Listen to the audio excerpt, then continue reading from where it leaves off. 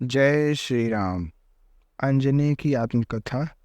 हनुमान जी के अवतार के अनेक कारणों में से एक और कारण जो कि शेष रह गया था।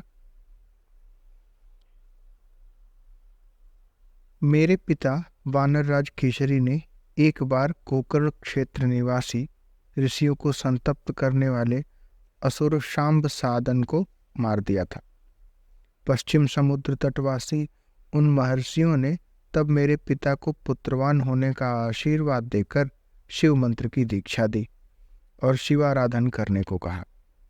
उसी गोकर्ण क्षेत्र में मेरे पिता आराधना करने लगे। भगवान शशांक शेखर प्रसन्न होकर प्रकट हुए और फिर अपने तेजोमय रूप से मेरे पिता के मुख में प्रविष्ट हो गए। पिता ने ऋषियों से यह बतलाया तो ऋषियों ने अपने सदन लौटने की आज्ञा दे दी। मेरी माता ने उसी दिन महर्षि वशिष्ठ के द्वारा मंत्र दीक्षा ग्रहण की थी। पिता दीर्घकाल की उपासना के अनंतर गोकर्ण क्षेत्र से लौटे तो माता ने उनके चरणों में प्रणाम किया।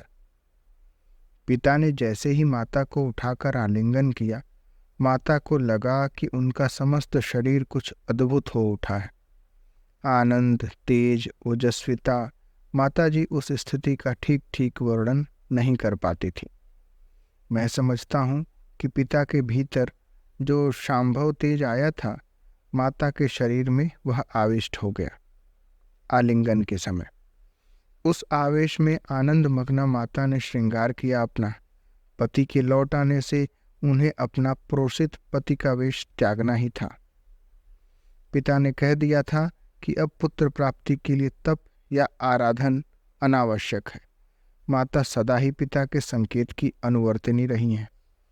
उस दिन तो उनके रोम रोम में आह्लाद उमड़ रहा था। श्रृंगार करके वे गिरि शिखर पर सहज भाव से खड़ी हुई।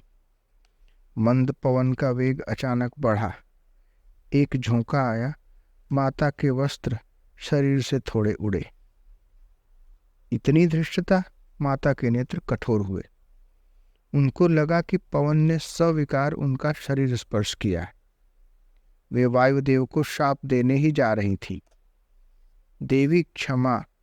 लोकपाल वायुदेवता मूर्तिमान अंजलि बांधे प्रकट हो गए और कंपित स्वर में बोले, मैंने तुम्हें पुत्र प्राप्ति का वरदान दिया है। मैं तुम्हारा पुत्र होऊंगा यह कह चुका हूं। तुम्हारे भीतर भगवान महेश्वर का अंश आ गया है। उससे एक होने के लिए मैंने यह प्रयत्न किया है। मेरा यह अपराध शाप देने योग्य तो नहीं है। आप प्रसाद प्रदान करने पधारे हैं। माता ने प्रसन्न होकर पवन देव की ओर देखा। उन्हें भगवान उमाकांत का आशीर्वाद स्मरण हो गया था। अवश्य देवी, पवन ने मानो स्वयं वरदान पाया हो। इस प्रकार कृतज्ञता भरे स्वर में बोले, आप कुछ क्षण उन्मुक्त अंजलि बंद दृग यहाँ अवस्थित रहें और यदि मेरा वेग बढ़े तो उसके कारण उद्विग्न न हो। अयोध्या से माता सुमित्रा के भाग का पायस लेकर वह गृध्र चील उसी समय उड़ी थी। जैसे ही वह गगन में पहुंची, बड़े वेग से अंधड़ आया। सहसा आए अंधड़ के वेग के कारण वह पक्षिणी लड़खड़ा गई।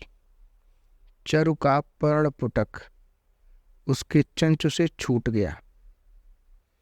अवश्य ही उस दिव्य पायस का एक सीकर उसके शरीर पर पड़ा। उस समय इससे उसका कायाकल्प हो गया। वह शाप मुक्ता हो गई। वह गृध्र चील काक नहीं थी, वह तो दिव्य रूप धारिणी अप्सरा हो गई थी। वह अप्सरा ब्रह्मलोक चली गई। पायस का वह पर्णपुटक पवन ने संभाला और पर्वत पर प्रतीक्षा करती मेरी माता की अंजलि में ऊपर से ही पटक दिया।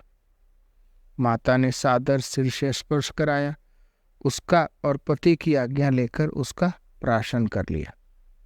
इस प्रकार मेरी माता अंतर्वतनी हुई। मेरे जन्म के ये अनेक निमित्त बने। मैं क्यों आंजनेय के साथ केवल केशरी नंदन न होकर शंकर सुत और पवन पुत्र भी हूं, यह इतने से स्पष्ट हो जाता है। हम उपदेवताओं की माताएं अंतर्वतनी होने के पश्चात उसी क्षण या जब उनकी इच्छा हो प्रसव समर्था होती हैं। मेरी माता ने मुझे कार्तिक कृष्ण चतुर्दशी मंगलवार स्वाति नक्षत्र में जन्म दिया। हम उपदेव जाति के हैं, अतः मानव शिशु के समान नग्न नहीं उत्पन्न होते। ये स्वर्ण वर्ण संपूर्ण शरीर के रोम तथा केश मेरे जन्मजात हैं। मैं ऐसा ही पीत नेत्र, मणिकुंडल, कौपीन, मौंजी मेखला, यज्ञोपवीत पहने, हाथ में गदा लिए उत्पन्न हुआ था। उपदेवताओं के लिए यज्ञोपवीत संस्कार अनिवार्य नहीं है। मैंने यह वानर रूप इसलिए भी लिया है कि इसमें स्नान, शौचाचार आदि की मर्यादा नहीं रखनी पड़ती। सेवा के लिए सम्यक अवसर रहता है और जो प्रभु के जन हैं उनके शौचाचार, सदाचार आदि पर भी दृष्टि नहीं जाएगी, क्योंकि वानर में ये है ही नहीं, तो दूसरे से इनकी अपेक्षा कैसे की जाएगी। न जाति का गर्व, न रूप का, न आचार या धर्म का, और प्रभु को हमारे भोजन आदि की चिंता व्यवस्था भी नहीं करनी पड़ती। जय श्री राम।